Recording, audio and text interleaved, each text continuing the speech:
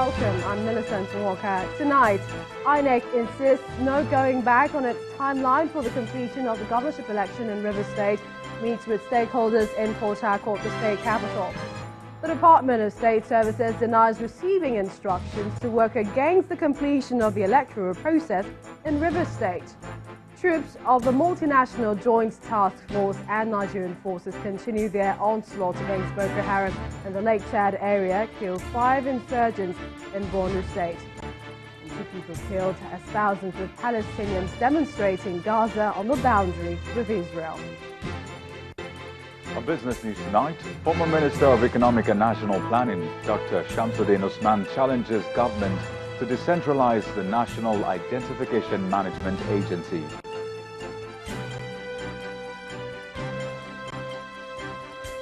News: Huddersfield's 2-year stay in the English Premier League comes to an end after their relegation to the Championship was confirmed.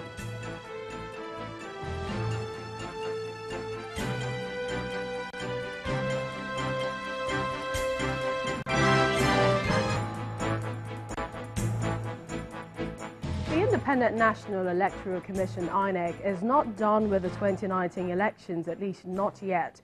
For the Commission, it still has another huge task ahead of it, and that is for it to successfully collate and announce the result of the Rivers State governorship election earlier suspended. With that in mind, the Commission decided to meet with the governorship candidate of all political parties that contested in the election, security agencies and other groups in the state. Our correspondent Emmanuel Ire reports. Security is tight around the venue of what has been described as a critical meeting. The Independent National Electoral Commission makes good its promise to hold a stakeholders meeting ahead of the resumption of the electoral processes in Rivers State. The incumbent governor of the state and the PDP governorship candidate, the governorship candidate of the AAC, other party candidates and leaders are also seated as the INEC sets the agenda. The main objectives of this meeting is to brief you on the schedule of activities and timelines set by the Commission for the conclusion of the governorship and State House of Assembly elections, and to solicit for your maximum cooperation towards the success of this exercise. It is also to generate discussions among the stakeholders with a view to achieving transparent, peaceful and violence-free conclusions of the elections within the timeline set by the Commission. It is my strong belief that at the end of this stakeholders meeting, the subsequent electoral activities as outlined in the timelines issued by the Commission for the conclusion of the suspended elections in the state will be carried out as stipulated. Time for the main business as the stakeholders add their views. All we want must be results that will emanate from unit by unit. Why is it that the Commission, after it has gotten all these things, will say that they cannot release the 17 local government they have and the rest that they want to do supplementary election? Excuse me, can you please be respectful of each other? Tempers, however, flare up when one candidate makes what some see as unsuitable remarks. Is it that you are promoting violence or promoting lawlessness? Election process is the collision. With due respect us on the top table, respect everybody here. Everybody has spoken like civilized people. And the governor weighs in on the issue of electoral violence. The only way you can have a peaceful election is when the security agencies refuse to interfere or manipulate any process. As the stakeholders meeting comes to an end, many view it as a big step towards the actual conclusion of the suspended electoral processes in the state. But the big one that most people may be keeping an eye on is the actual process of collation and declaration of results. A process people are keeping hope alive will be peaceful. Emmanuel Irei, Channels Television News. Meanwhile, the Department of State Services has debunked the rumor making the rounds that it was instructed to work against the completion of the electoral process in River State. In a statement by its spokesperson, Pt.1, the DSS dismissed the claim, insisting that it had never received such instructions from any quarters. It adds, quote, "As a professional agency, it will continue to adhere to the principles of justice and fairness. This is in line with Mr. President's stance on non-interference in the electoral process," end of quote. The DSS promised to continue its partnership with sister security agencies and other stakeholders to ensure a level playing ground for all the contestants in the elections.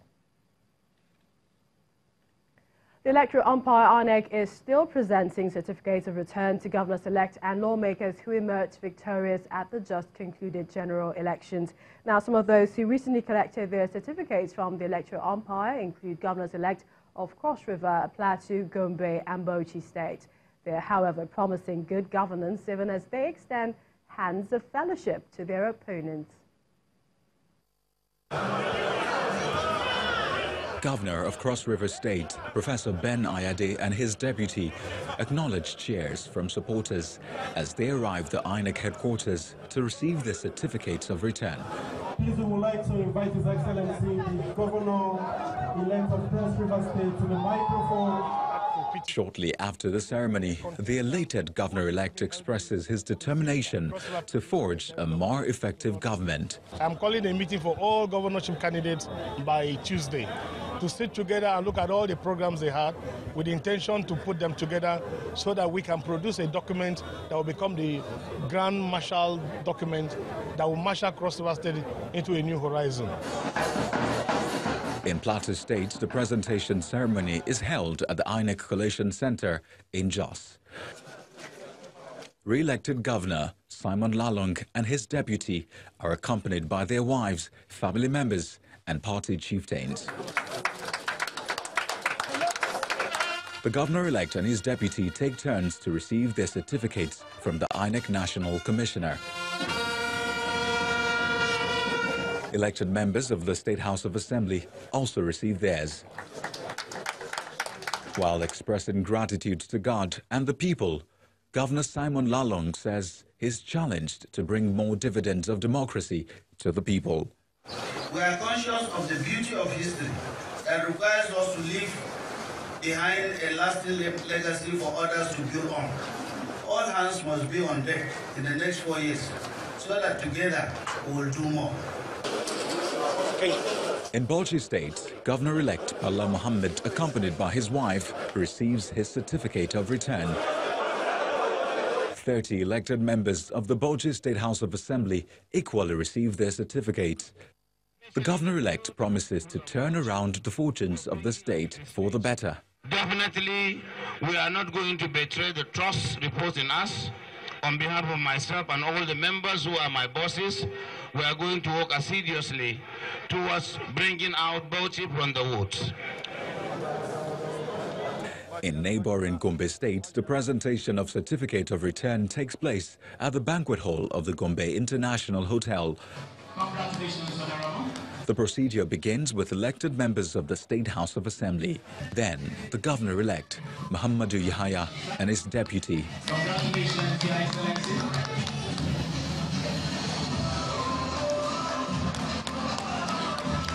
It's the final lap of activities surrounding the issuance of certificates of return across the country. These elected officers are already bracing for the task ahead, especially when they are officially sworn in on May the 29th. For a group photograph outside, the digital governor of Cross River State. Well, staying with those returned, Mr. Amadu Fintiri is the governor-elect of Adamawa State, and just like every newly elected political office holder, the people of the state are expecting a lot from him, especially because of his victory against an incumbent governor. Although Governor Mohammed Jibrilla displayed extraordinary sportsmanship by congratulating the governor-elect, the people want Mr. Fintiri to embrace the true values of democracy and deliver on his promises.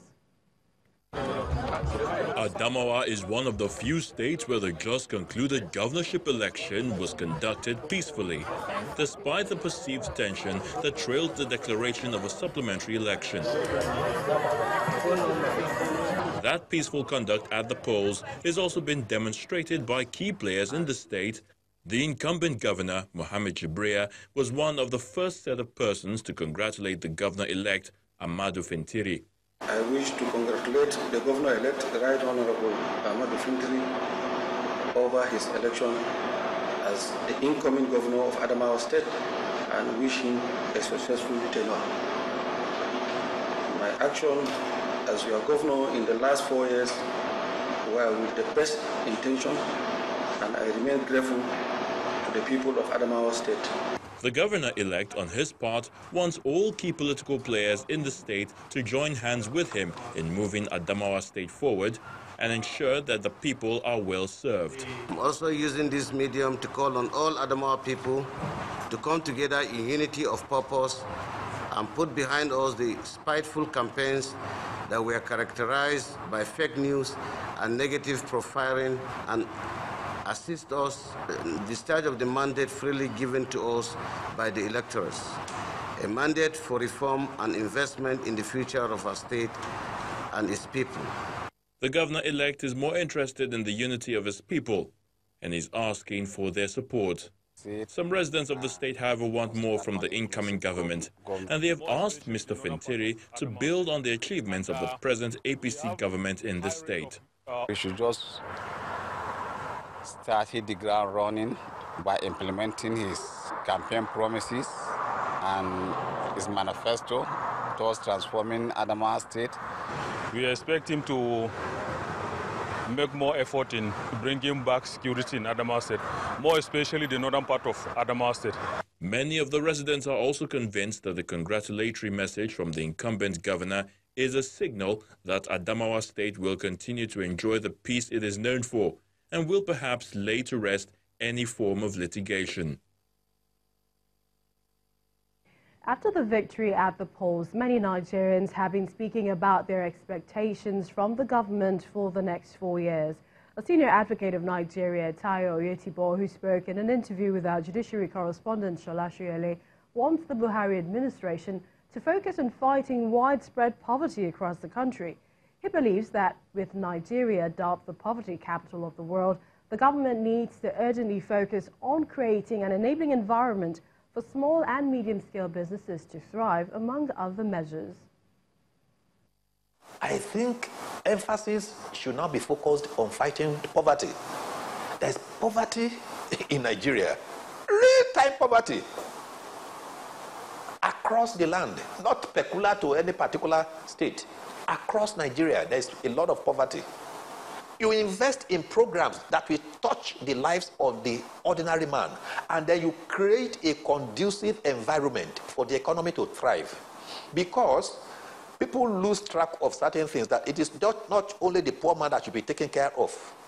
You must be able to create a conducive environment for industries to grow. And it is not the poor man that will grow the industry, that will own the industry. So those who will own the industry, you must create a conducive environment for them to be able to sustain their industries and employ the poor people. But if you drive the private sector out of business, what happens? It is the poor man that will suffer. So as you are providing for the poor man, you must also provide for the private sector. You must ensure that the private sector does not die. And to security matters, the fight against insurgency continues in Borno State, and the multinational Joint Task Force says it has killed 5 members of the group in collaboration with soldiers deployed in the state. The task force chief of military public information, Colonel Timothy Antiga, disclosed this in a statement in N'Djamena, Chad, adding that the soldiers also arrested 3 suspects, while 3 others surrendered to troops in Cameroon. Restating the determination of the task force to deal with the violence orchestrated by Boko Haram insurgents in the Lake Chad area, Colonel Antiga said troops conducted operations across targeted areas in Chad, Nigeria, and Niger Republic in the past few days. He said in Damasak, Garuda, and Gazabure localities, troops destroyed a vehicle smuggling petrol and other logistics for Boko Haram, and also conducted air interdictions in Madai, Meri, and Chokobo where they destroyed Boko Haram logistic equipment concealed in forested areas. Items recovered included a gun truck and assorted ammunition said to have been abandoned by fleeing Boko Haram fighters. Of the NSCDC in Nasarawa State arrests 6 men. That's a 6-man gang allegedly involved in a recruitment scam. Please stay with us.